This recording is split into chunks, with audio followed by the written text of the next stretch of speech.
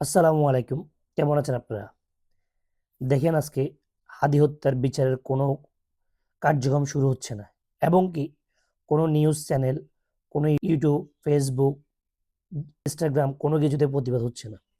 আপনারা চুপ হয়ে গেলে হবে না। আমাদের এক হাদি চলে গেছে তো কি হয়েছে? আমরা হাজার হাদি বেঁচে আছে। সো হাদি হত্যার বিচার হতেই হবে। না হওয়া পর্যন্ত আমরা কেউ রাস্তা ছাড়বো না। আমরা কেউ পিছে হাঁটবো না। এটা আপনাদের কাছে একটাই অনুরোধ, যাই করেন হাদি হত্যার বিচার হতে হবে। আজকে হাদিকে হত্যা করছে, কালকে আমাকে করবে, পরশুদিন আপনাকে করবে। কিন্তু কি বিচার যদি কার্যক্রম না হয়, বাংলাদেশের মধ্যে কখনো আর হাদি জন্ম নিবে না। কোনো মানুষ প্রতিবাদ করবে না। আজকে আমরা যদি রুখে যাই, ঘরে চলে যাই, তো হাদি হত্যার বিচার আমরা পাবো না। তাই আপনাদেরকে বারবার বলি, হাদি হত্যার বিচার কার্যক্রম শুরু করা পর্যন্ত আমরা রাস্তায় থাকবো।